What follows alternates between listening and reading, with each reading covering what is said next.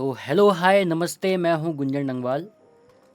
मैं बेसिकली उत्तराखंड से बिलोंग करता हूँ और मैं म्यूज़िक प्रोडक्शन का काम कर रहा हूँ पिछले काफ़ी लगभग 10 साल के अराउंड मुझे हो चुके हैं इस काम को करते हुए। तो आज मैं अपने एक प्रोजेक्ट का जो मैंने अभी हाल ही में 1 डेढ़ महीने पहले बनाया था, इसका मैं एक ओपन सेशन लाया हूँ, जिसमें कि आपको मैं बताऊँगा कि मैंने किस अप्रोच से इस गाने को बनाया। और ये मैंने खुद कंपोज़ किया था, खुद प्रोड्यूस किया था, खुद ही मिक्स एंड मास्टर किया था। तो मैं आपके सामने अपने जो प्रोजेक्ट की जितनी मेरे पास डिटेल्स हैं, जो मतलब मैंने प्रोजेक्ट में किया है, मैं आपको कोशिश करूँगा कि आप तक पहुँचा सकूँ कि मैंने कैसे कैसे इस गाने पे काम किया है और इसे कैसे मिक्स किया। इसे मेरे मतलब बेसिकली मैं आपको मिक्स करने की अप्रोच बताऊँगा कि मैं किस तरीके से गाने को मिक्स करता हूँ, क्योंकि अब गाना मैंने पूरा प्रोड्यूस कर लिया है, पूरा अरेंज कर लिया है। तो थोड़ा थोड़ा मैं आपको क्लिप्स बताते रहूँगा कि किस तरीके से मैंने गाने को बनाया, कहाँ पे मैंने किस चीज़ का क्यों यूज़ करा या कैसे यूज़ करा, और इस गाने की थीम किस तरीके से सोची हुई थी। तो गाना जो है, इसका नाम है गंजाली। ये एक उत्तराखंडी फोक सॉन्ग टाइप का है, जिसको हमने मतलब लिरिक्स इसके नए लिखवाए थे और कंपोज मैंने किया था। तो ये जो सॉन्ग है, इसको बनाते वक्त एक दिमाग में एक जो आइडिया था वो ये था कि ये थोड़ा जौनसारी और हिमाचली फ़ील का भी हो, लेकिन एक हमारे जो पहाड़ के जो शब्द होते हैं वो हमारे उत्तराखंड की जो गढ़वाली जो लैंग्वेज है उस पे बेस्ड हो। तो इसमें लैंग्वेज पूरी गढ़वाली यूज़ हुई है, लेकिन जो इस गाने का फ़ील है थोड़ा हिमाचली फ़ील का गाना रखा है, और काफ़ी हद तक बहुत एक्सपेरिमेंटल सॉन्ग भी है। एक साइड पर अगर देखा जाए तो सॉन्ग बहुत पंची भी बन रखा है, और दूसरी साइड देखा जाए तो मैंने सॉन्ग को पंची के साथ साथ थोड़ा एक होता है ना क्रिस्प फ्लेवर, थोड़ा रोमांस वाला एक टच दे रखा है। तो देखते हैं कि इस गाने पे मैंने कैसे और क्या क्या किया। प्रोजेक्ट मैंने यहाँ पे खोल रखा है और स्विच करते हैं प्रोजेक्ट की ओर। तो अभी आपके सामने जो पूरी विंडो दिख रही होगी, ये है पूरा प्रोजेक्ट जो बना था, जिसको मैंने बहुत ही मेहनत से बनाया था भाई साहब। तो इस पे काफ़ी टाइम भी लगा इस प्रोजेक्ट को बनाने में। इसमें शायद से फाइल्स तो खैर बहुत सारी थी, लेकिन काफ़ी सारी फाइल्स ऐसी जो मैं बाउंस कर चुका हूँ, और बहुत सारी एडिटिंग वाला काम हो रखा है। अगर आप देख सकते हैं, काफ़ी सारे कट्स थे, जितनी भी चीज़ें थी वो सब प्रॉपर तरीके से मैं पहले कर चुका था।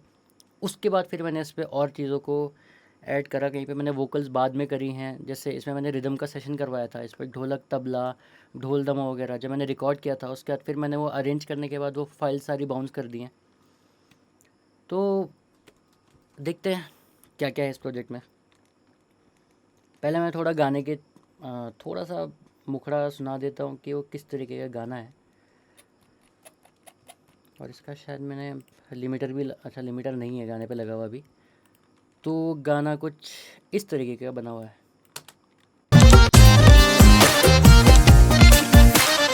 आँख्यों लांदी सुर्याली खुट्यों तलबली ढसाक जालिन सरसरी कुटदी जब आहार नाज धन तेरो बाग। आँख्यों लांदी सुर्याली खुट्यों तलबली ढसाक जालिन सरसरी कुटदी जब आहार नाज धन तेरो बाग। तो ये था गाने का पूरा फाइनल आउटपुट जो अभी आप लोगों ने सुना है। और मैं एक काम और कर देता हूँ कि इस पे, क्योंकि सॉन्ग में लिमिटर लगा लेता हूँ पहले, क्योंकि मैंने इसको -6 या -7 dB के आसपास इसका आउटपुट निकलता है। लिमिटर से मैं थोड़ा इसको चढ़ा के रखूँगा तो आपको सुनाई देगा कि मैंने इस पर क्या क्या काम किया। तो मैं पहले मैं चीज़ें बताता हूँ।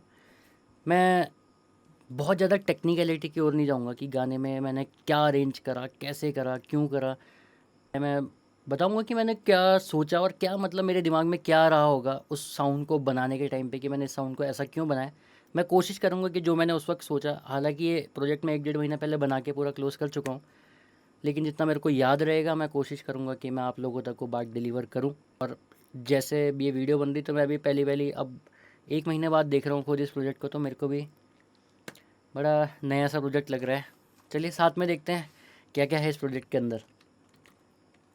तो पहले यहाँ पे एक ग्रुप बना रखा है मैंने। इसमें कुछ लिखा हुआ ज़रूर है, मेरे को इसका पढ़ना पड़ेगा शायद पूरा। रिदम कंप्लीट किक कंप्रेस, अच्छा। तो इसमें मैंने जितना भी रिदम वाला सेशन है जो मैंने लाइव रिकॉर्ड करवाया था, उसको मैंने साइड चेन क्योंकि मैंने किक कंप्रेस लिखा है तो मतलब मैंने बड़े हल्के में वो चीज़ें लिखी है, तो इसका मतलब ये है कि मैंने इस वाले ग्रुप में सारी की सारी जो भी मैंने रिदम रिकॉर्ड करी थी, या जितना भी हमने रिकॉर्डिंग का जो सेशन रखा था, उस सब को मैंने फाइनल में क्या बोलते हैं, बाउंस करने के बाद इसको मैं इस ग्रुप में डाल चुका हूँ, इस वाले ग्रुप में। और यहाँ पे मैंने थोड़ी बहुत चीज़ें ट्विक करी है। पहले मैं इसको आपको एक एक करके चीज़ सुनाता हूँ। ये मेरा ढोलक का ट्रैक है। हमने इस पे कम से कम ढोलक के ट्रैक शायद 4 ढोलक रिकॉर्ड करी थी, वो मैं सब बाउंस कर चुका हूँ। मैं अरेंज करने के बाद चीज़ें काफ़ी सारी बाउंस कर देता हूँ ताकि थोड़ा CPU यूसेज बच जाए। तो इसमें ढोलक जो बजी है उसमें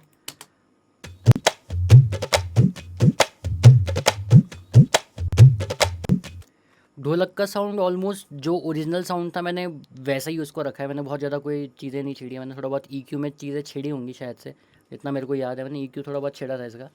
और वैसे मैंने तबले पे भी कुछ चीज़ें छेड़ी हैं शायद थोड़ी बहुत। तो देखते हैं, ये ढोलक का साउंड है।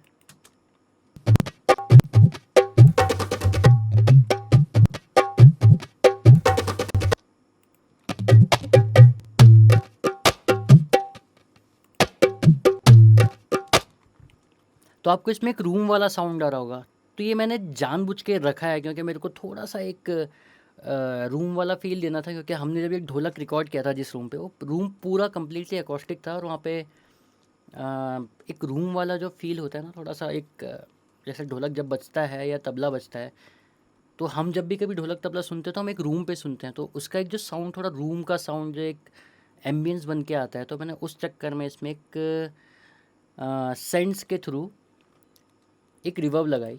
तो ये मैंने CLA का एक वो लगा रखा है ड्रम्स का इस पे सॉफ्टवेयर, जिस पे रिवर्ब है, कंप्रेसर भी लगा है, थोड़ा ट्रेबल है, थोड़ा बेस है। तो ये बेसिकली रिवर्ब लगाने के लिए था कि मैं थोड़ा सा एक रूम वाला हॉलो साउंड दे सकूं। दूसरी चीज़ मैंने इस वाले में कर रखी है, जो इसके इंसर्ट्स में है, मैंने थोड़ा सा EQ में छेड़ा हुआ है, जो आपको दिख भी रहा होगा। EQ में बहुत छोटा सा छेद मतलब हल्की फुल्की छेड़खानी कर रखी है। थोड़ा हाइज दे रखी है, थोड़ा मैंने हाई फ्रीक्वेंसी बढ़ा रखी है ताकि थोड़ा सा क्रंची साउंड आ जाए। दूसरी चीज़ मैंने इसमें SSL लगा रखा है। तो SSL से आप देख सकते हो कि मैंने इसमें जो हाई पास फिल्टर लगाया है उसको मैंने ऑलमोस्ट 78 पे, मतलब ऑलमोस्ट क्या 78 पे मैंने इसको कट कर दिया है। तो जो 78 से नीचे की जो फ्रीक्वेंसी है ढोलक की, वो पहले कट जाएगी।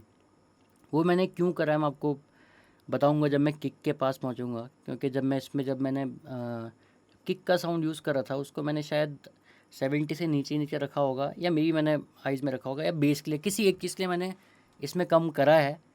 और एक वो भी होता है कि जब लो एंड इसलिए भी कम करने की ज़रूरत पड़ जाती है, क्योंकि कई बार क्या होता है, क्योंकि हमारे जो ट्रैक्स उनमें बहुत सारा लो एंड का काम हो जाता है। अब जैसे पियानो बज रहा है, कोई भी इंस्ट्रूमेंट बज रहा है, तो उन सब का थोड़ा थोड़ा लो एंड अगर मैं थोड़ा सा काट दूँ, तो जो गाने की जो मडीनेस है वो पूरी की पूरी तरह से मैं मतलब ख़त्म कर देता हूँ। और मैं अपने ट्रैक्स को ज़्यादातर कोशिश करता हूँ कि ये क्या बोलते हैं, साफ़ रहे, मतलब पूरा साफ़ एक एक चीज़ सुनाई दे। तो मैं इसके लिए थोड़ा पहले लो एंड काटता हूँ। और जैसे मैंने लो पास फिल्टर भी लगा रखा है, लेकिन मैंने उसमें ज़्यादा कुछ काटा नहीं है। अगली चीज़ है, इसमें मैंने एक हाई फिल्टर लगा रखा है, जिस पे कि मैंने 3 dB का, मतलब हाई फिल्टर क्या है, इसे मैंने जो हाई फ्रीक्वेंसी बढ़ा रखी है ऑलमोस्ट 4 dB की बढ़ा रखी है, वो भी समथिंग अराउंड 13 किलोहर्ट्ज़ पे। और हाई मिड फ्रीक्वेंसी बढ़ा रखी है लगभग वो भी 4 dB के आसपास बढ़ा रखी है, समथिंग अराउंड 4.5 किलोहर्ट्ज़ पे।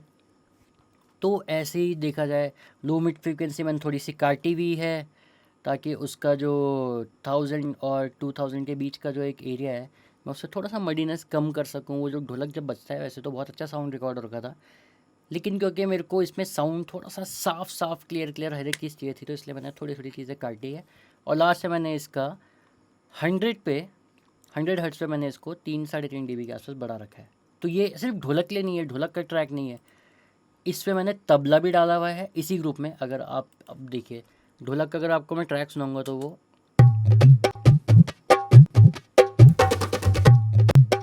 इससे आपको एक अलग से साउंड आ रहा होगा ढोलक के तिरकिट का, तो वो एक्चुअल में वो किसी और प्रोजेक्ट से मैंने वो थोड़ा-सा मेरे को वो चाहिए था कि जॉनसारी फ़ील के लिए धिंग तारा गदे गदे धा गड़ धिन ता धिंगिन ताता धिंगिन ताता तारा गडे गदे। तो ये वाला जो मेरे को ये होता है ना क्रिकेट वाला पार्ट जो जॉनसारी पैटर्न में ज़्यादातर बजता है, तो उसको उठाने के लिए मैंने किसी और प्रोजेक्ट से थोड़ा-सा ढोलक में वो ऐड करा है। देखते हैं आगे इसमें तबला चल रहा है।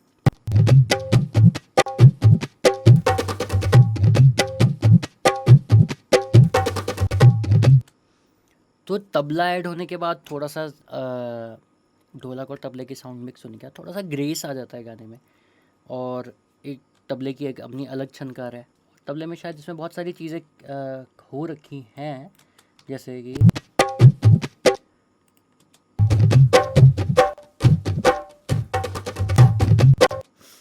तबले और ढोलक का कहीं-कहीं पे काफ़ी अच्छा यूज़ हुआ था।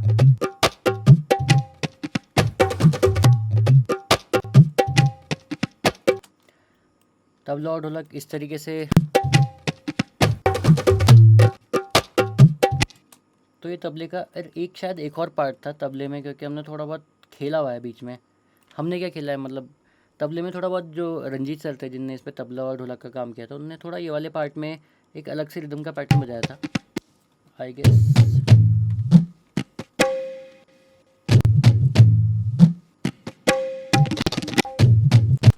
तो ये वाला जो पार्ट था इसमें एक आपको रिवर्ब का साउंड आ रहा होगा, लेकिन एक्चुअल में हुआ क्या कि जब मैंने तबला को एक्सपोर्ट किया या इसका जो मैंने बाउंस ट्रैक निकाला होगा तो उस पर वो रिवर्ब का एक जो मैंने उस वक्त किया था तो वो साथ में ही एक्सपोर्ट हो चुका है।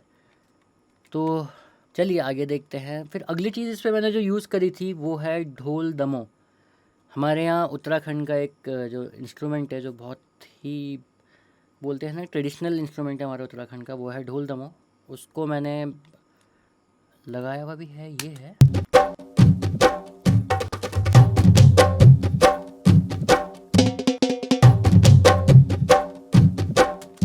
तो हमारे यहाँ एक इंस्ट्रूमेंट बजता है ढोल दमो, जिसका साउंड आपने जैसा सुना है ये उसका साउंड है। इसमें थोड़ी आवाज़ ज़्यादा आती है, थोड़ा सस्टेन है, रिलीज़ ज़्यादा है इसका।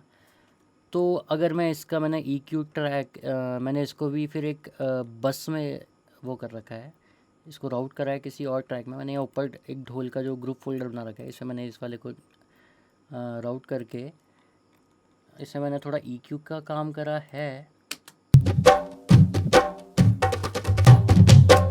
और इस पे मैंने ढोल में साथ ही साथ मैंने एनवलप शेपर लगाया है। एनवलप शेपर से मैं ज़्यादातर एनवलप शेपर का तब यूज़ करता हूँ जब मेरे को किसी इंस्ट्रूमेंट का या किसी साउंड को मेरे को उसका जो सस्टेन है वो थोड़ा कम करना है, क्योंकि अब जो ढोल का जो साउंड आता है तो काफ़ी उसका सस्टेन लंबा रहता है, लंबा रिलीज़ है। तो मेरे को लगता तो ये मैंने एनवलप शेपर से हाँ इसका रिलीज़ काट रखा है ताकि थोड़ा कंट्रोल्ड साउंड हो, टेम्ड साउंड हो, ताकि वो मेरे कंट्रोल में रहे वो साउंड। ऐसा ना हो कि वो बहुत फैल रहा है, इसलिए वो कंट्रोल में रखने के लिए मैंने एनवलप शेपर का यूज़ किया था। और इसी में साथ साथ एक मैंने मल्टीबैंड कंप्रेसर लगा रखा है। इससे मैंने ज़्यादा रेशियो वगैरह थ्रेशोल्ड वगैरह पे कोई छेड़खानी, हाँ मतलब थोड़ी बहुत छेड़खानी करी है, लेकिन तो मैंने सिर्फ इस पे इतनी कोशिश करी कि जितने भी पीक्स आ रहे हैं वो थोड़े कट जाएं, क्योंकि वही के ढोल के जितने भी पीक्स आएंगे वो थोड़े कट जाएंगे, थोड़े कंट्रोल में रहेंगे। क्योंकि आपको जैसे इसमें देख सकते हैं,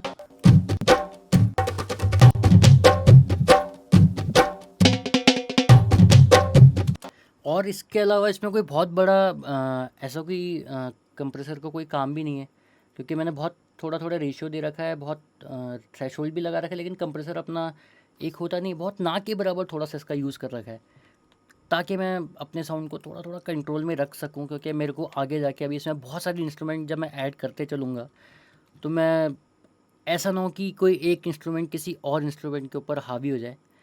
प्लस मैं एक और चीज़ आपको बताना चाहूँगा कि ये जो ट्रैक आप लोग सुन रहे हो ये ऑलरेडी मिक्स्ड है। तो इसमें लेवल्स मैं पहले जो मैं स्टार्ट करता हूँ किसी ट्रैक को, तो मैं उसके पहले सारे लेवल्स एक हिसाब से बैलेंस करता हूँ, फिर मैं उस पर EQ का काम करता हूँ, उसमें रिवर्ब लगाता हूँ, एक एक करके पहले मैं उस पर CD चढ़ता हूँ। तो पहले मैं क्या करता हूँ, सब ट्रैक्स के रिवर्ब लेवल्स कम कर देता हूँ और उनको एक तरीके से ऐसे ब्लेंड करता हूँ कि सारे ट्रैक्स का जब लेवल एक सर्टेन क्या बोलते हैं इस तरीके से आए कि सारे ट्रैक अपने आप में सुनाई दें और साफ साफ सुनाई दें। फिर उसके बाद मैं EQ वगैरह करके, ये है कि मैं EQ वगैरह करके चीज़ों को और कंट्रोल करता हूँ, उन पे रिवर्ब लगाता हूँ और बाकी सारी चीज़ें करता हूँ जैसा मेरे को साउंड बनाना होता है। तो उसके बाद आते हैं नेक्स्ट इंस्ट्रूमेंट में, जो था हुड़का। हुड़का भी हमारे यहाँ का एक उत्तराखंड का बहुत एक रीजनल इंस्ट्रूमेंट है।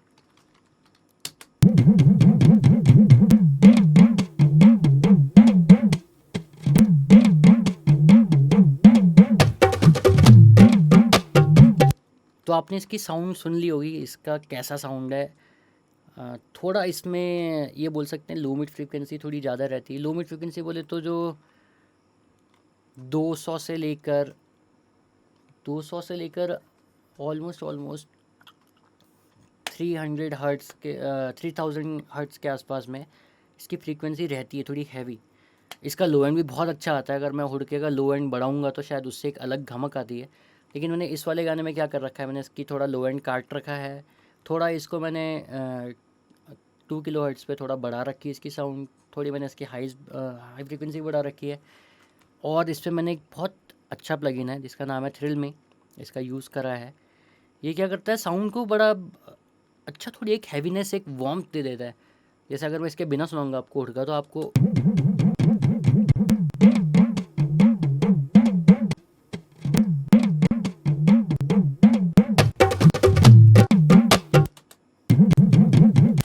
तो इसके लगने के बाद एक अलग सी वार्मथ आ जाती है, थोड़ा एक क्या बोलते हैं, थोड़ा सा वार्म फील देता है पूरे ट्रैक को। और यहाँ पे मैंने एक कंप्रेसर का यूज़ करा है, वो भी साइड चेन के पर्पज़ के लिए। अभी जब हम किक की तरफ पहुँचेंगे तो आपको इसका दिख जाएगा कि किस तरीके से साइड चेन कर रखा है हुड़के को किक के साथ। और मैंने ज़्यादा इसमें छेड़खानी तो नहीं कर रखी है, थोड़ा इसका मैंने रेशियो दे रखा है 4.64 के आसपास का। और अटैक इसका बहुत कम है, रिलीज़ भी काफ़ी कम रखा हुआ है। अब देखते हैं आगे क्या क्या कर रखा है, मेरे को खुद भी ध्यान नहीं है।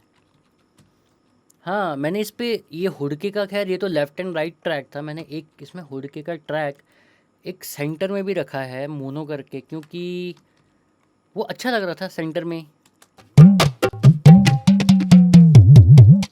इसमें आपको काफ़ी अच्छा लो एंड सुनाई दिया होगा, बल्कि मेरे को लग रहा है इसमें लो एंड, हाँ मैंने इसमें लो एंड काटा हुआ भी है बल्कि, क्योंकि हुड़के का जब हम माइक पे रिकॉर्ड करते हैं तो उसका एक लो एंड बड़ा ही हैवी सा साउंड करता है, तो इसका इसीलिए मैंने लो एंड काट रखा है। बाकी मैंने सेम चीज़ें कर रखी हैं, वही साइड चेन के लिए कंप्रेशन लगा रखा है इस पर अलग से, और इसमें वही थ्रिल मी वाला जो सॉफ्टवेयर है थोड़ा सा एक जो वार्मथ देने के लिए हुड़के को।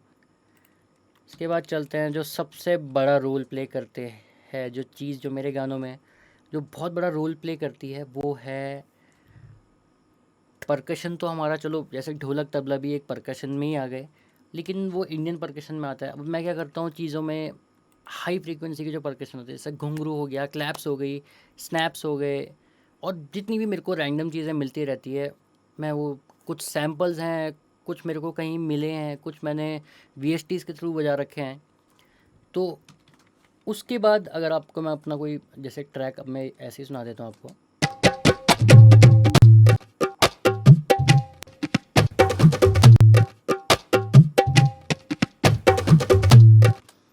ये ट्रैक अभी बिना क्या बोलते हैं उन परकशंस के नहीं है, जैसे घुंघरू वगैरह क्लैप्स वगैरह के बाद। अब आप देखना, अगर मैं जैसे इस पे घुंघरू क्लैप्स वगैरह ऐड कर दूंगा तो कितना फ़र्क आ जाएगा गाने में।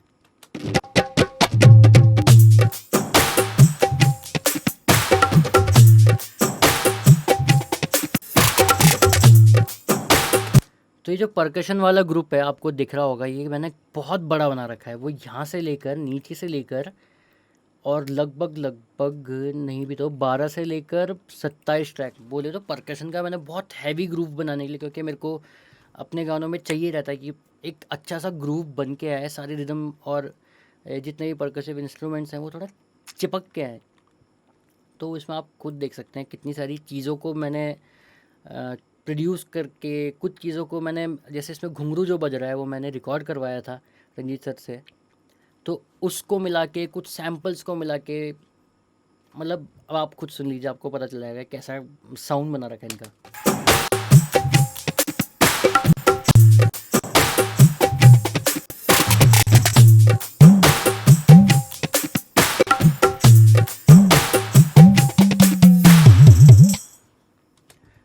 तो इसमें अभी आपने देखा कि मैंने कितना हैवी यूज़ परकशन का कर रखा है, और मेरे को मैं मोस्टली अपने सारे ट्रैक्स में ये रखता हूँ कि मेरा परकशन थोड़ा हैवी रहे, मेरा जो ग्रूव बने रहे गाने का वो कहीं पे टूटे ना, वो कहीं पे कमज़ोर ना पड़े। तो ये और भी इसमें काफ़ी सारी चीज़ें, एक मैंने बीच में एक और ग्रूव बनाया था जो ढोल के साथ है।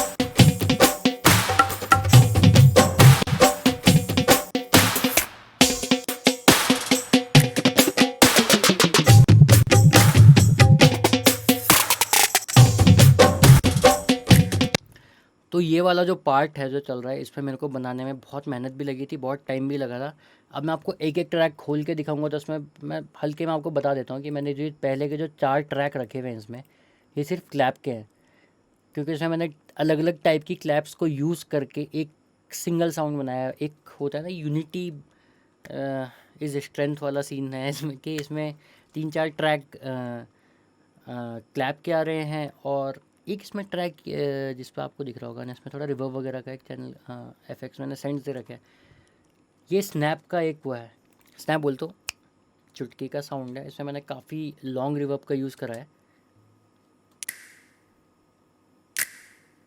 हाँ, पर इसकी लॉन्ग रिवर्ब बज क्यों नहीं रही होगी, एक सेकंड अभी बजेगी।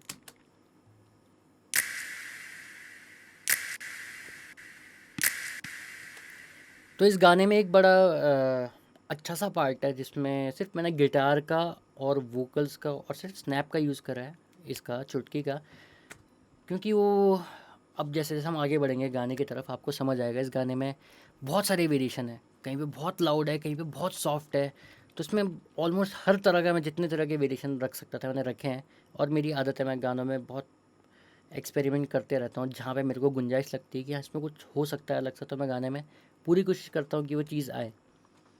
तो ये इसके ग्रूव वाला सेशन चल रहा है, अभी तक हम इस पर किक वाले सेशन पे नहीं आए। तो हाँ, मैं बात कर रहा था कि अब हम चल रहे हैं किक की ओर। तो देखिए, अब जब किक आ जाती है गाने में, तो उसका साउंड देखो किस तरीके से वेरी करेगा। अभी तक आपने पूरा रिदम का एक सेशन देख लिया कि उसमें कैसा कैसा साउंड आ रहा है।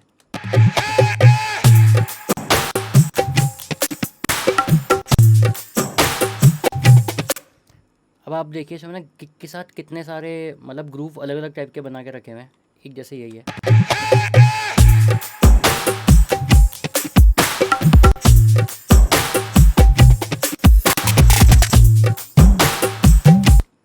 तो आप ये जो सुन रहे हो, ये 1 या 2 दिन में किया हुआ काम नहीं है। मैंने जिस वक्त लॉकडाउन शुरू हुआ था उस टाइम पे मैंने ये गाना बनाना शुरू करा था, और ऑलमोस्ट 1-1.5 महीने बाद ये गाना हमने रिलीज़ करा। अब आज के टाइम में तो 4 महीने हो चुके हैं लॉकडाउन को। तो इस पे जो मैंने किक यूज़ करी है, उस पे मैं पहले ही बता रहा था कि मैं इसमें सारा साइड चेन का काम करूँगा। मैंने इसको जो मैंने रिदम वाला एक ग्रुप बनाया था, मैंने उसको पूरा साइड चेन कर लिया है। एक हुड़के वाला जो मैंने ग्रुप 2 बना रखे थे, उन दोनों को साइड चेन करा है। और एक बेस का जो मैंने बेस लाइन गाने पे यूज़ करी है, उसको भी साइड चेन कर रखा है। साथ ही साथ मैंने किक में SSL चैनल से, देखते हैं क्या क्या करा है, मेरे को याद नहीं है, इसको भी मैंने ऑलमोस्ट 70 पे काट रखा है। और ज़्यादा कुछ तो नहीं छेड़ा है मैंने, थोड़ा बहुत इसके हाई मिड फ्रिक्वेंसी बढ़ा रखी है और एक लो मिड फ्रिक्वेंसी बढ़ा रखी है 73 किलो हर्ट्ज़ पे।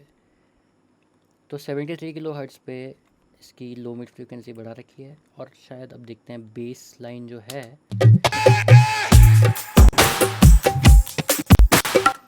ये किक का साउंड हो गया है, और इसमें मैंने थोड़ा सा 808 का यूज़ भी कर रखा है। वही मतलब मेरे को एक सिंगल जो साउंड मिला था और 808 का, मैंने उसी को थोड़ा काट काट के लगाया और उस पर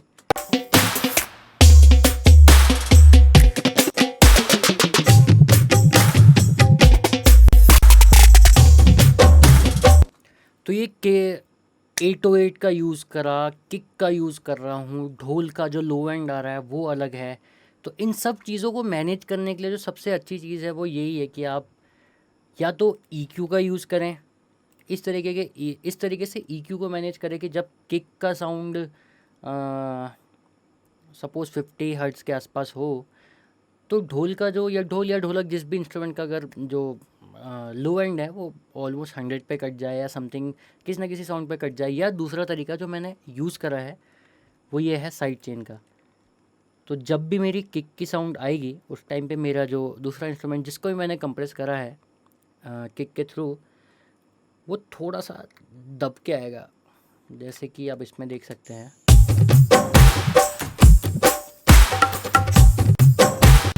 आपको इसमें दिख रहा होगा मैंने जो रिदम वाला ग्रुप बना रखा है, सबसे पहले जो ऊपर एक पहला ग्रुप जो बना हुआ है, उस पे मैंने साइड चेन करके कंप्रेसर को लगाया था।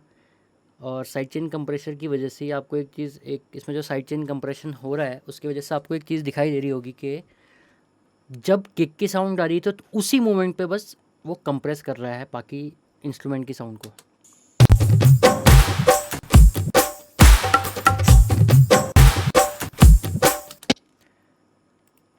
मेरा सिस्टम थोड़ा लैग भी कर रहा है क्योंकि एक ही प्रोग्राम नहीं है, जिससे सिस्टम में और भी कई सारी चीज़ें चल रही हैं बैकग्राउंड में, जिसकी वजह से मैं सारा रिकॉर्ड कर पा रहा हूँ और आप तक पहुँचा पा रहा हूँ।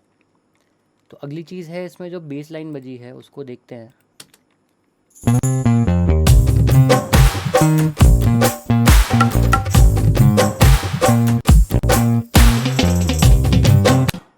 सेम ऐसे ही मैंने इसके बेस लाइन में काफ़ी सारी चीज़ें लगा रखी है। एक मैंने इसमें कंप्रेसर लगा रखा है CLA का, CLA 2A स्टीरियो करके। इस पर मैंने क्या, हाँ, ये कंप्रेसर के फॉर्म में यूज़ करा है। देखते हैं कितना।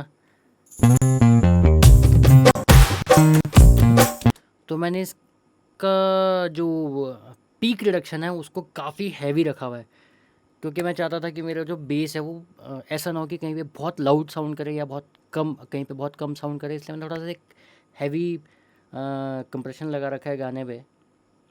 और मेरे गाने की एक डिमांड थी, मेरे को चाहिए था ऐसा, तो मैंने इसलिए शायद इसमें इतना हैवी कंप्रेशन लगाया भी है। आगे देखते हैं। इसमें मैंने SSL एक चैनल यूज़ करा है और थोड़ा सा EQ भी कर रखा है।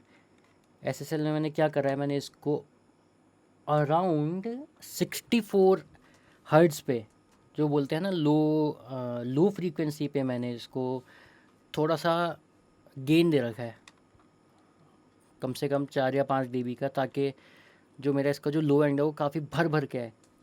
और वो किक के साथ ऐसे कंप्रेस भी करा है, क्योंकि अगर जब किक साउंड करेगी तब वो कंप्रेस भी होगा थोड़ा बहुत, जैसे दिख रहा है। तो किक के साथ एक कंप्रेस भी हो रहा है, साथ में ये पूरा जो मेरे गाने का जो लो एंड है उसको पूरा भर भर के क्या बोलते हैं, मतलब जो मेरा लो एंड वाली जितनी भी एरिया है वो सारा मैंने अपने बेस लाइन के थ्रू भरा है। और मैं अपने गानों में मोस्टली यही करता हूँ कि मैं बेस के थ्रू बहुत सारा ट्रैक को भर देता हूँ। चलिए आगे आगे बढ़ते हैं। इसमें और क्या क्या चीज़ें हैं। इसमें फिर एक पूरा ग्रुप मैंने बना रखा है गिटार के नाम से।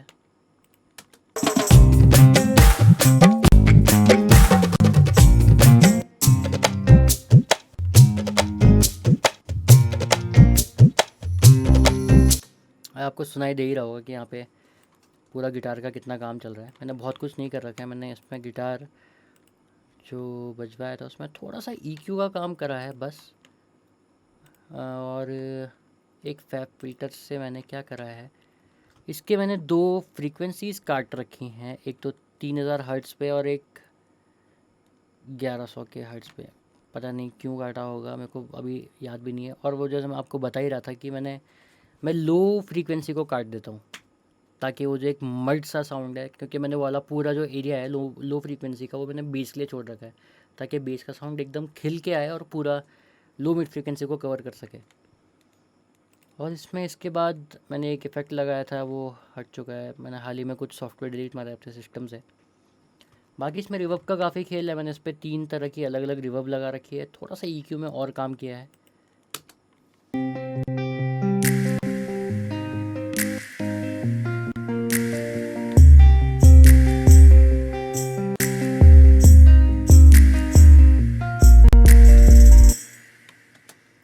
मैंने वैसे गिटार वाली ट्रैक पे मैंने एक और चीज़ डाल रखी है मेरे को, क्योंकि याद है। एक और चीज़ क्या, मैंने काफ़ी सारी चीज़ें और भी डाल दी थी, क्योंकि गिटार तो जैसे बजने थे वो तो बज चुके थे। मैंने उसके साथ साथ जो मैंने थोड़ा सिंथ में, ये तो खैर गिटार का पार्ट है, इसे मैंने सिंथ में भी काफ़ी काम किया था, तो मैंने उसको भी इसी गिटार वाले ट्रैक में ऐड कर दिया है, पर न जाने क्यों करा होगा।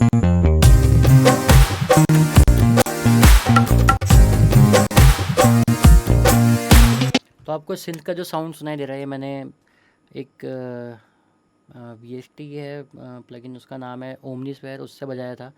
और ये जो गिटार के जो आप साउंड सुन रहे हैं, ये भी मैंने एक VST के थ्रू प्ले किए थे। और ये सब लास्ट में जाके मैं वही जो आपको बता रहा था, बाउंस कर देता हूँ, क्योंकि मेरे को अपनी थोड़ी सीपीयू यूसेज बचानी है, ताकि मेरा सिस्टम हैवी ना हो जाए और वो बार बार ऐसे फंसे ना।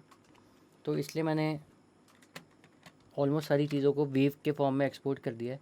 मैंने एक और चीज़ बजाई थी जो ओमनीस्फेयर के थ्रू मैंने बजाई थी, वो गाने के स्टार्ट में भी यूज़ होती है, वो ये है।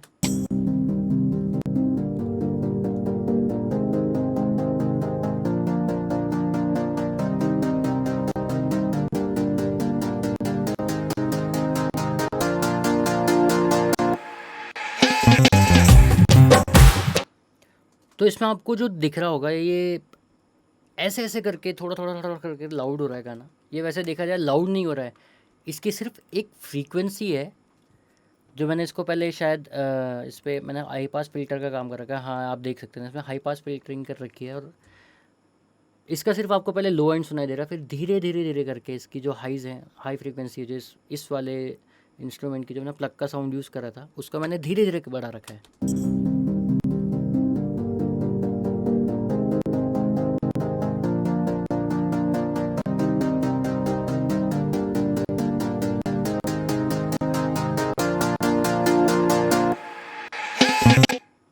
तो इसमें मोस्टली इस ट्रैक में शायद इसी चीज़ का मैंने जो यूज़ करा होगा ऑटोमेशन के लिए करा है, बाकी इसके अलावा मैंने कोई भी ऑटोमेशन वाला काम नहीं करा है पूरे सॉन्ग में।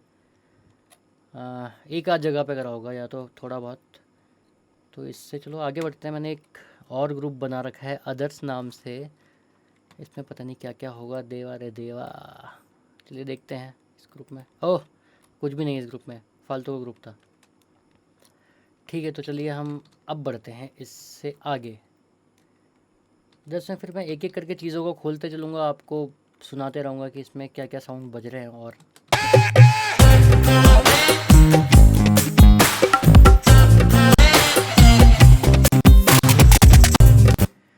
ये मैंने जो साउंड बनाया था, ये मेरी आवाज़ को मैंने सिरम में फिर वापस प्ले करके इस साउंड को क्रिएट किया है, और उसमें काफ़ी सारी चीज़ें रिवर्ब वगैरह लगाई है, कंप्रेसर लगाया है, अलग अलग चीज़ों को यूज़ कर रखा है। ऐसे ही मैंने इसमें और भी काफ़ी सारी चीज़ों को यूज़ करा है। मैं बहुत सारा काम जो करता हूँ लाइव में भी, कई बार ऐसा होता है कि मैं कई सारे गानों में बहुत लाइव का काम करवा देता हूँ, लाइव इंस्ट्रूमेंट प्ले करवाने का। और लेकिन जैसे ये वाला सॉन्ग था, तो इस पर मैंने बहुत सारा सैम्पलिंग वाला काम करा है।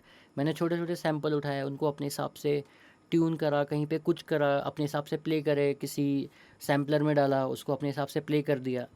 लेकिन तो नॉर्मली मैं ऐसा नहीं मतलब मैं सैम्पलिंग भी अगर पूरी तरीके से करता हूँ, तो मैं कई बार क्या करता हूँ कि मैंने एक सॉन्ग किया था नंदरे तू नाम से है वो, उस पर मैंने कोई भी सैम्पलिंग वाला काम नहीं किया, उसमें मैंने सारे के सारे लाइव इंस्ट्रूमेंट रिकॉर्ड करवाए थे। और हाँ, चलिए देखते हैं आगे और क्या क्या इसमें। इसमें शायद मैंने एक शहनाई के एक सैम्पल को यूज़ किया है, उसको अपने हिसाब से उसकी ट्यून जो थी वो मैंने अंदर जाके सॉफ्टवेयर से फिर मैंने डिज़ाइन करी है।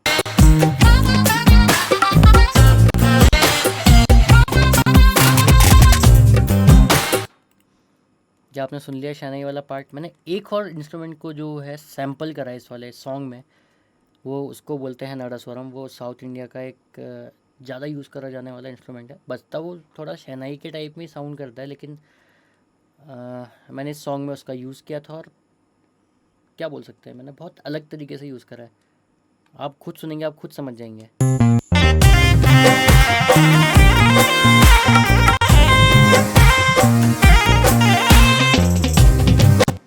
तो ये वाला जो पार्ट था, मैं ऐसे ही रैंडम अपने लाइब्रेरी में चीज़ें ढूंढ रहा था, तो मेरे को नादस्वरम का एक ये वाला सैम्पल मिला।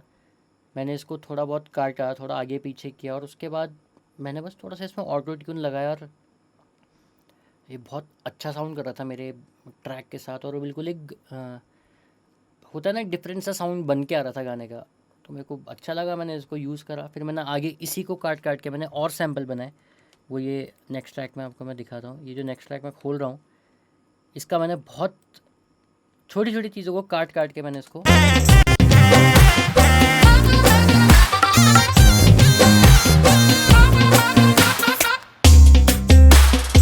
बस मैंने इसके बाद फिर पूरा एक इसी नादस्वरम का यूज़ करके पूरा मैंने एक म्यूज़िक ये बोल सकते हैं कंपोज करा, या मैंने इसको अरेंज सैम्पल किया एक तरीके से। और आप उस पार्ट को सुनिए, आपको बड़ा अच्छा लगेगा।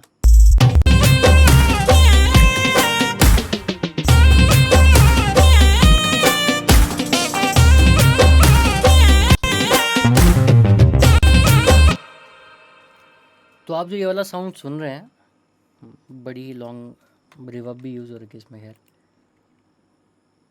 हाँ, इसमें एक एच रिवर्ब लॉन्ग स्टोरी करके 9 सेकंड को मैंने इसको 9 सेकंड का टाइम दे रखा है कि 9 सेकंड तक ये लॉन्ग रिवर्ब का जो साउंड आ रहा है वो आते रहेगा 9 सेकंड के लिए।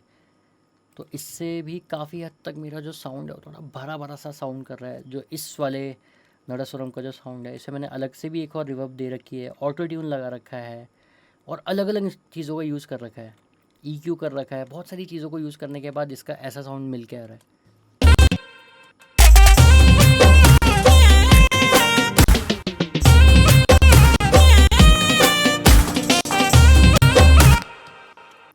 इसके बाद चलते हैं, देखिए अगला इंस्ट्रूमेंट क्या है। इसे मैंने कुछ लिखा हुआ भी नहीं है, मेरे को भी पढ़ना पड़ेगा आप ही के साथ साथ।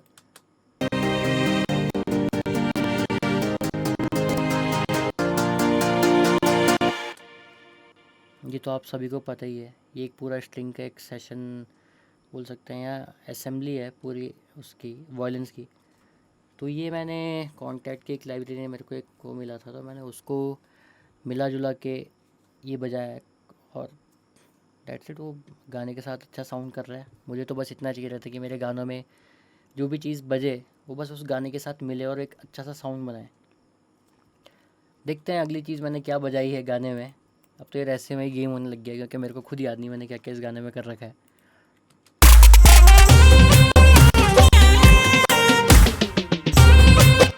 मैंने इस गाने पे एक वायलिन का पीस बजा रखा है।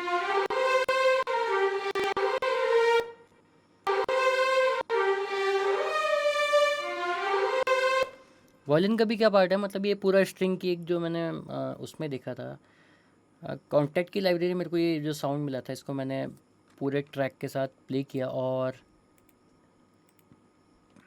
ट्रैक के साथ बजने के बाद वो अच्छा ही साउंड कर रहा है और आगे भी करते ही रहेगा। कट।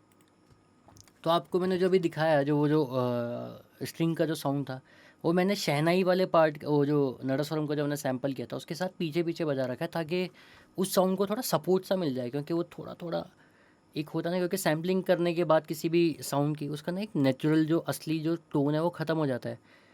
तो उस चीज़ को छुपाने के लिए मैंने उसके साथ में थोड़ा सा स्ट्रिंग का जो साउंड था उसको प्ले किया। ऐसे ही करते करते अब आगे चलते हैं कि मैंने इसमें और क्या क्या किया है गाने में। चीज़ों को मैं वापस से खोल देता हूँ। तो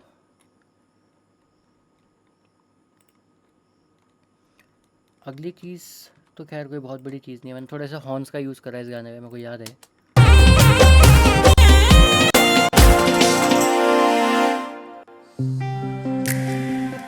तो मेरे को एक हॉर्न्स का जो एक साउंड मिला था, ऐसे ही मैंने कॉन्टैक्ट में देख रहा था, कॉन्टैक्ट की लाइब्रेरी में कोई हॉर्न्स का साउंड मिला था, मेरे को अच्छा लगा था। मैंने सिर्फ उसका एक लास्ट में बस ये एंड के टाइम पे उसका यूज़ करा, और वो बहुत अच्छा सा एक सस्टेन सा देता है गाने में। क्योंकि मैंने उसमें थोड़ा सा रिवर्ब, उसमें ऑलरेडी रिवर्ब का साउंड था, तो अच्छा साउंड दे रहा था पूरे सॉन्ग को। एक बार आप दोबारा देखिए इसको।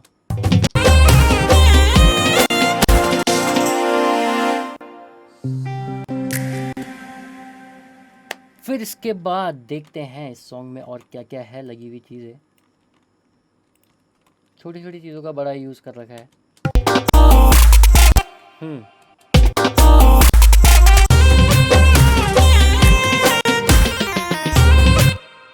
ये तो खैर सारा का सारा गेम वोकल चॉपिंग का है, और ये मैं ऐसे नहीं बता सकता कि मैंने क्या करा है इसमें, लेकिन वोकल चॉपिंग थी। और इसको मैंने सिर्फ थोड़ा बहुत EQ वगैरह करा होगा, रिवर्ब वगैरह लगाया होगा, और थोड़ा सा ऑटो पैन लगा रखा है, बस दैट्स इट। और वोकल चॉप मैंने सीरम के थ्रू बनाए हैं, और थोड़ा एक दूसरे इंस्ट्रूमेंट के थ्रू भी इसमें मैंने थोड़ा सा काम किया था।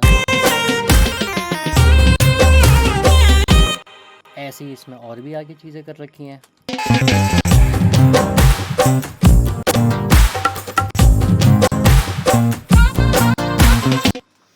तो बहुत सारी चीज़ों का एक तरीके से आप देख रहे होंगे, जैसे जैसे मैं चीज़ों को खोलते चल रहा हूँ, ये सब म्यूट हो रखी थी, इनको जैसे जैसे खोल रहा हूँ तो एक साउंड बनते आ रहा है गाने का। तब से थोड़ा रिदम से आया, थोड़ा परकशन के थ्रू आया, थोड़ा कॉर्ड से आया, थोड़ा बेस से आया, अब इतने सारे इंस्ट्रूमेंट इसमें ऐड ऑन होते चल रहे हैं, तो एक साउंड बनते चल रही है सॉन्ग की।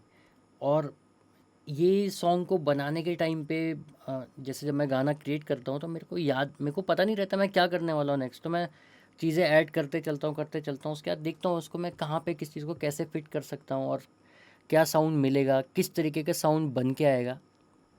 ये मतलब मेरा तरीका है काम करने का। और कई सारे लोग क्या करते हैं उसमें जैसे नाम भी लिख देते हैं कि हाँ ये इस ट्रैक का साउंड है। मैं नाम वगैरह लिखने पे ज़्यादा बिलीव नहीं करता हूँ, क्योंकि मैं जब अपना ट्रैक बना रहा हूँ, जब मैं खुद प्रोड्यूस कर रहा हूँ, तो मेरे को ऑलमोस्ट सब कुछ याद रहता है कि हाँ मैंने यहाँ पे ये चीज़ लगा रखी है, यहाँ पे ये लगाया है। तो मैं उसे फटाफट से प्रोड्यूस करने के बाद उसे थोड़ा सा मिक्स करता हूँ और आउट कर देता हूँ। भले मिक्स करना एक बहुत बड़ा गेम है। मैं भी कभी गाने को जो पहली बार में मिक्स कर देता हूँ तो वो कभी फाइनल होता ही नहीं है। बहुत कभी कभी हुआ है कि मैंने कोई सॉन्ग को एक बार में मिक्स कर दिया हो और वो अच्छा मिक्स आ गया हो। नहीं तो मैं कई बार ऐसा हो कि मैंने गानों को 10-10 बार मिक्स किया, लेकिन तब भी मैं कभी सेटिस्फाई नहीं हुआ। कभी ऐसा हुआ है कि एक ही बार मिक्स करने के बाद अ, मेरे को सेटिस्फेक्शन मिल जाती है गाने में कि हाँ भाई चलो ये तो बहुत अच्छा साउंड कर रहा है। तो इस सॉन्ग के साथ ऐसा नहीं हुआ था, ये कम से कम मैंने 3 या 4 बार मिक्स किया था, या उससे भी कई बार मिक्स करने के बाद ये था जो फाइनल एक मेरा सारा जो साउंड है जो मिलजुल के आया है। ऐसे ही आगे इसमें मैंने बहुत सारी चीज़ें ऐड कर रखी हैं गाने में। ये देखो छोटे छोटे साउंड्स को मिला जुला के मैंने मतलब पूरे गाने को बना रखा है। ऐसे ही से मेरे को एक रावण हत्ता एक इंस्ट्रूमेंट होता है, उसका मैंने छोटा सा पार्ट का यूज़ किया था।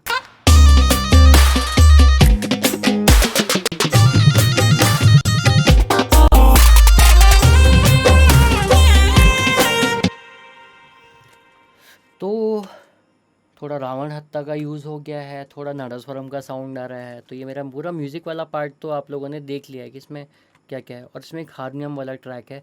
ये हारमोनियम भी मैंने एक वीएसटी के थ्रू प्ले करी थी और मैंने सीधा एक्सपोर्ट मार के इसका कुछ भी नहीं कर रखा, बल्कि लेवल्स भी नहीं छेड़े हैं, बस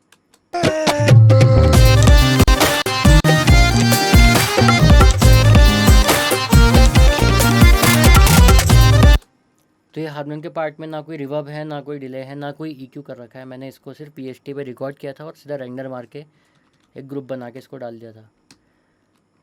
अब आते हैं सबसे बड़ी चीज़ में।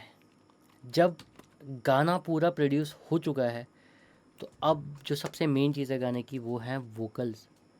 कि मैं वोकल्स में ऐसी क्या चीज़ लगाऊं जो मेरे मेन जो चीज़ है गाने का जो एलिमेंट है वो है मेरी वॉइस, या कोई भी सिंगर जिसकी आवाज़ है उसको मैं किस तरीके से इतनी सारी आवाज़ों के बीच में से निखारूं। तो मैं आपको पहले एक आइडिया देता हूँ। मैं कई बार क्या करता हूँ,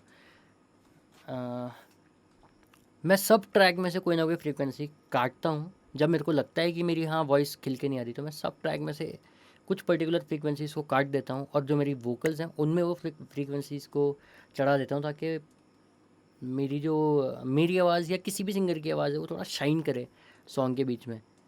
तो इसमें मैं दिखाता हूँ मैंने क्या क्या कर रखा है। इसको पूरा वीडियो बना रहा था, शूट में कुछ दिक्कत आने लग गई थी।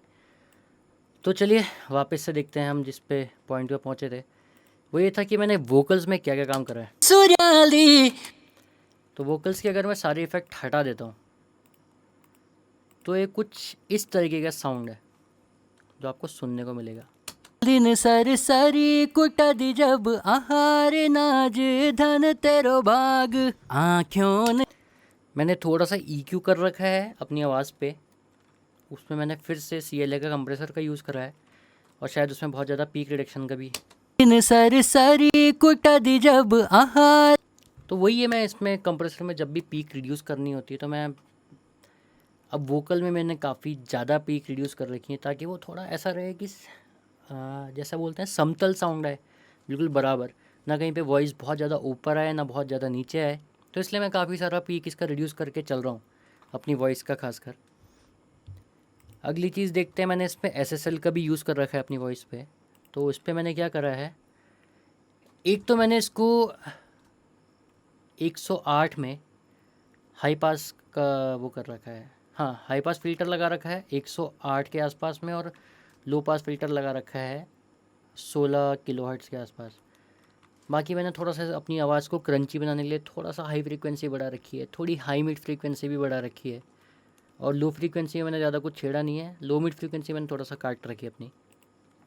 अगली चीज़ देखते हैं, इस पर डीएसर का यूज़ है। डीएसर का यूज़ मैं आपको बताता हूँ किस काम में आता है। डीएसर का काम होता है जब हम कोई भी वर्ड बोलते हैं, जैसे अगर मतलब कोई भी फ्रीक्वेंसी में को जहाँ पे लग रही कि ज़्यादा कानों पे लग रही है, तो मैं क्या करता हूँ, मैं डीएसर को यूज़ करके उस फ्रीक्वेंसी को थोड़ा सा दबा देता हूँ। तो अब जैसे इस वाले पे मैं आपको दिखाता हूँ मैंने कहाँ पे फ्रीक्वेंसी को काटा है। इन सर सरी कुटदी जब आहार नाज धन ते। तो इसमें मैंने क्या करा है, मैंने ऑलमोस्ट 12 किलो हर्ट्ज़ के आसपास मैंने चीज़ों को काट रखा है, क्योंकि वहाँ पे जो वो साउंड है स करके आता है, या सुप सुप वगैरह जो भी हम वर्ड बोल रहे हैं, उस साउंड को थोड़ा वो काट देगा, कुछ डीबी के अराउंड वो उसे काटने लग जाएगा, ताकि वो चुभे ना कान पे। अगली चीज़ मैं हम इस पे खोल के देखता हूँ, ये है, ओहो, मैंने फिर से इसे EQ किया था फैब फिल्टर के थ्रू, और मैंने इसके EQ में क्या कर रखा है, मैंने बहुत छोटी छोटी फ्रीक्वेंसीज को कहीं पे काटा हुआ है, कहीं पे बढ़ाया हुआ है, ताकि मेरे को अब, क्योंकि ऑब्वियसली मेरी आवाज़ है, तो मैंने इस पर उस हिसाब से चीज़ें छेड़ी है कि कहीं पे मेरे को चाहिए था कि मेरी आवाज़ की ये फ्रीक्वेंसी थोड़ी कम रहे और कुछ फ्रीक्वेंसीज बड़ी रहे, ताकि वो गाने के साथ एक पूरा होता है ना ब्लेंड होते हुए मेरी आवाज़ उसमें बैठे। क्योंकि अब वो मेरी आवाज़ है, तो इसमें मैं काफ़ी हमेशा थोड़ा सेल्फ कॉन्शियस रहता हूँ कि मेरी आवाज़ कैसी साउंड करेगी गाने में, इसलिए मैंने बहुत सारी छेड़खानी कर रखी है। अगली चीज़ पे आते हैं, ये है न्यूट्रॉन 2 का मिक्स टैप करके एक एप्लीकेशन है। इन सर सर ये बहुत इंटरेस्टिंग है, क्योंकि जो मेरा अभी जो साउंड है वो पूरा मोनो चल रहा है, वो पूरा ऑन द फेस आ रहा है। अगर मैं अभी मिक्स टैप को खोलूँगा तो आपको एक मेरा साउंड जो है वो थोड़ा सराउंड करता हुआ सुनाई देगा, थोड़ा क्या बोलते हैं, पूरा थोड़ा सा स्टीरियो वाला एक वाइड हो जाएगी मेरी आवाज़। इन सर सरी कुटदी जब आहार नाज धन तेरो भाग आँखों ने लांदी सूर्याली खूट्यों ने तलबली ढसाक। तो आपने जैसे कि देखा, मैंने न्यूट्रॉन मिक्स टैप का मैं बहुत ज़्यादा यूज़ नहीं करता हूँ, पर मैं जो यूज़ करता हूँ वो बस थोड़ा सा वाइडनेस बढ़ाने के लिए, किसी भी चीज़ की, जो अगर मेरे को लगता है कि ये मोनो बज रहा है लेकिन थोड़ा वाइड होना चाहिए था, तो सिर्फ उसे थोड़ा वाइड करने के लिए मैंने न्यूट्रॉन मिक्स टैप का यूज़ किया है। अब जो अगली चीज़ है इस पर, वो है CLA वोकल स्टीरियो। इसका मैं यूज़ मोस्टली मैं रिवर्ब के लिए करता हूँ। देखते हैं, इससे मैंने इस बार इसका डिले, स्लैप डिले का यूज़ करा है। दिन सर सरी कुटदी जब आहार नाज धन तेरो भाग आँखों ने ला। आपको मैं स्लैप डिले का यूज़ होता है, जैसे एक होता है ना, मेरी आवाज़ जैसे दीवार से रिफ्लेक्ट होके आ रही है, तो मैंने ये साउंड बनाने के लिए थोड़ा सा स्लैप डिले का यूज़ करा है। बाकी इसमें मैंने थोड़ा सा रूम लगाया है आवाज़ में, फिर दोबारा से रूम लगाया है। दिन सर सरी कुटदी जब आहार। थोड़ा सा आवाज़ को मतलब मैंने पूरा एक रूम वाला फील दिया है कि थोड़ा रूम में जैसे आवाज़ रिकॉर्ड हो रखी हो। फिर एक रिवर्ब का यूज़ करा है। दिन सर सरी कुटदी जब आहार नाज धन तेरो भाग। गाने में मैं रिवर्ब तो लगाता हूँ, लेकिन मैं बहुत कम कम रिवर्ब का यूज़ करता हूँ, क्योंकि मेरे को अपने गाने थोड़ा सा ड्राई साउंड रखना पसंद है अपने सॉन्ग्स में, या जो भी मैं सॉन्ग प्रोड्यूस करूँ किसी और का भी, मैं बहुत कम कम रिवर्ब लगा के चलता हूँ।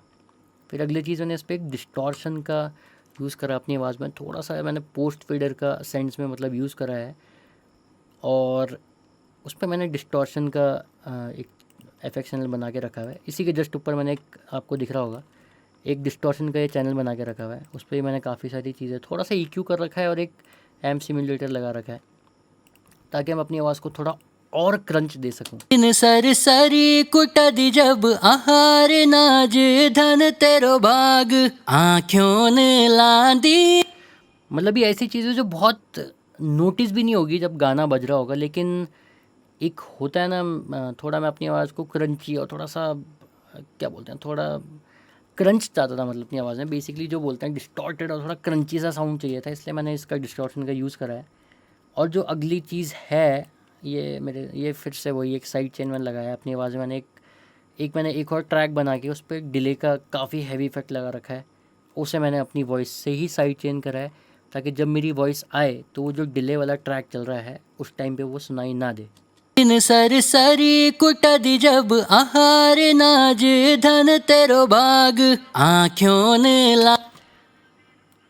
बहुत हल्की हल्की डिले चल रही है, लेकिन मैंने अपनी आवाज़ में क्या करा है कि जब मेरी वॉइस आएगी उस टाइम पे वो डिले नहीं सुनाई देगा। जैसी मेरी वॉइस कहीं पे भी बंद होती है वो डिले तुरंत से बिकॉज ऑफ साइड चेन वो मेरी आवाज़ जो है वो थोड़ी सी ऊपर उठ के आएगी। अब जैसे आप इस पे सुन लीजिए, नाज कुटी बल घाण गिंजाली नाज कुटी बल घाण हो एक रोणी। तो मेरी आवाज़ के साथ बोले तो ऐसा चल रहा है। जब मेरी वॉइस आ रही है तो वो थोड़ा डिले नीचे नीचे नीचे चलेगा, लेकिन जैसी मेरी आवाज़ कहीं पे भी अगर हटती है तो उस खाली जगह को भरने के लिए डिले अपना तुरंत उठ के आ जाएगा और उस खाली जगह को भर देगा। तो इस तरीके से मैंने इस पे अपनी आवाज़ में ये सब करा है, और थोड़ी बहुत एक आध चीज़ और एक्स्ट्रा मैंने शायद गाना एंड करने से पहले लगाई थी। सुनो दी गेल माँ चूड़ियों को चमड़ाट गौचाली। तो ये छोटी छोटी चीज़ें थी जो मैंने गाने को मतलब लास्ट में फाइनल करने के टाइम पे इनको ऐड किया था। अब मैं अगर इसको ऐसे प्ले करूं, सुनो दी गेल माँ चूड़ियों को चमड़ाट गौचाली हाथों दे कसी तेरी आह गिंजाली धन तेरो भाग सुप सुप का गीत सुनो दी गेल माँ। तो ये एक पूरा मिक्स्ड ट्रैक है जिसको कि मैंने एक दिन में मिक्स नहीं करा है। मैं आपको पहले बता देता हूँ, ये एक दिन का मिक्स नहीं है, इसमें कई सारे मिक्सेस हैं। एक बार मैं एक रफ़ मिक्स करता हूँ, उसके बाद फिर मैं दोबारा उसे जब मेरे को कोई चीज़ें लगती है कि इसमें थोड़ा और मिक्स करना चाहिए या मेरे को कोई चीज़ बढ़ानी चाहिए घटानी चाहिए तो दोबारा मिक्स करता हूँ। तो मैंने आपके सामने जो पूरा पेज इसका क्यूबेस का खोला है, इसमें मैंने सब चीज़ें दिखाई है या कोशिश करी है दिखाने की कि देखिए कि मैं किस तरीके से अपने मतलब किसी प्रोजेक्ट को प्रोसीड करता हूँ। ये तो खैर चलो एक स्लो सॉन्ग बोल सकते हैं, थोड़ा सा रोमांस है लेकिन थोड़ा पंपी भी है साथ में। नेक्स्ट टाइम मैं आपके सामने कोई ऐसा प्रोजेक्ट लाऊंगा जो डांस नंबर हो या मे बी कोई ऐसा हो या स्लो सॉन्ग हो। मतलब मैं कोशिश करूंगा कि मैं अगर आपके सामने जितने भी प्रोजेक्ट जो मैंने बनाए हैं उनमें मैं अलग अलग वैरायटी के आपके सामने प्रोजेक्ट दिखा सकूं कि मैंने किस में क्या अप्रोच रखी और किस तरीके से उससे बनाया। क्योंकि ऐसे सॉन्ग्स में टेक्निकली बहुत सारा काम करना पड़ता है, लेकिन एक होता है कि मैं क्या सोच के किसी गाने को प्रोड्यूस कर रहा हूँ, मिक्स कर रहा हूँ, मतलब मेरी फीलिंग्स रहती हैं अपने ट्रैक्स के साथ। तो हर ट्रैक में कुछ ना कुछ है ऐसा अलग जो मैं कोशिश करिए कि हर बार किसी ना किसी ट्रैक में थोड़ा थोड़ा चेंज चलते रहे। तो मैं आपके सामने इसके बाद जो भी ट्रैक्स लाऊंगा उनमें कुछ और अलग चीज़ें दिखाऊंगा। साथ ही साथ ये सिर्फ एक मिक्सिंग का मैंने सिर्फ आपको एक ग्लिम्प्स दिया है, मतलब इससे ताकि आपको हल्का हल्का आइडिया मिल जाए कि हाँ गाने को मिक्स किस तरीके से करते हैं। अब मैं आपको इसकी मास्टरिंग का भी बताऊंगा, लेकिन मैं किसी और वीडियो में आपको ज़रूर बताऊंगा कि मास्टर किस तरीके से करते हैं, क्योंकि मैं नॉर्मली उसी ट्रैक में मास्टर नहीं करता हूँ गाने को। मैं मास्टरिंग के लिए एक अलग से प्रोजेक्ट मैंने बना के रखा है, मैं उसमें मास्टर करता हूँ, वहीं से फिर फाइनल एक्सपोर्ट निकालता हूँ सॉन्ग का। क्योंकि जैसे मेरा सिस्टम है वो इतना हैवी प्रोजेक्ट तो ऐसे नहीं झेल पाता है, तो इसलिए मेरे को एक अलग से प्रोजेक्ट बनाना पड़ता है, फिर उस पर मेरे को पूरा ट्रैक मास्टर करने को मिलता है। तो ये मेरी अप्रोच थी, ये मेरा तरीका था किसी सॉन्ग पे काम करने का। अगर आप लोगों को ये अच्छा लगा है तो प्लीज़ इस वीडियो को शेयर करें उन लोगों तक जिनको इन सब चीज़ों में दिक्कत आती है मिक्स करने में। मैं ये भी नहीं बोलता कि मेरी मिक्सिंग या मेरा प्रोडक्शन का तरीका बहुत अच्छा है, लेकिन अगर इस चीज़ को बताने से किसी की हेल्प हो सके तो उस तक ज़रूर बताएं। और अगर आपको ये वीडियो पसंद आया है तो इसको जितना हो सके शेयर करें। अपने कमेंट में अगर आपके दिमाग में कोई क्वेश्चंस हैं, अगर आप कुछ भी किसी भी चीज़ के रिगार्डिंग आप पूछना चाहते हैं, जितना मेरे को उस चीज़ के बारे में पता होगा मैं कोशिश करूँगा कि उन बातों को मैं सिंप्लीफाई करके आप तक पहुँचाऊँ या आपको बताऊँ। किसी भी सॉफ्टवेयर के बारे में आपको कुछ पूछना है या मिक्सिंग के बारे में पूछना है, प्रोडक्शन के बारे में पूछना है, किस तरीके से रिकॉर्ड करते हैं चीज़ों को, उनके बारे में पूछना है, मेरे को जितना आता होगा मैं कोशिश करूँगा कि मैं आप लोगों तक वो सारी बात पहुँचाऊँ। बस बाकी आप अपने कमेंट में अपनी राय दें, अपने सवाल पूछें, तो मैं मेरे से जितना हो सकेगा मैं आपको आंसर अपने बताऊँगा। जो मेरे ओपिनियन होंगे या जितना मुझे आता होगा मैं आप तक वो बात पहुँचाऊँगा। बस thank you so much, that's it. अगले सेशन में मिलते हैं, फिर देखते हैं अगले वीडियो में किस गाने का ब्रेक डाउन कर पाऊँगा मैं, थोड़ा टाइम के इशू रहते हैं। अभी भी रात के 12:57 बोले तो 1 बजने वाला है। तो वही है, रात के टाइम पे मैंने काफ़ी सारी चीज़ें जुगाड़ कर के, कैमरा अपने फ्रेंड से मांग के, और बहुत सारी चीज़ें करनी पड़ी है मेरे को एक सेशन बनाने के लिए। तो आप लोगों का सपोर्ट चाहिए। आप लोगों को ये सेशन अगर अच्छा लगा है तो आप मेरे को बताना, ताकि मैं आगे और इस चीज़ पे काम करूँ। That's all, thank you so much.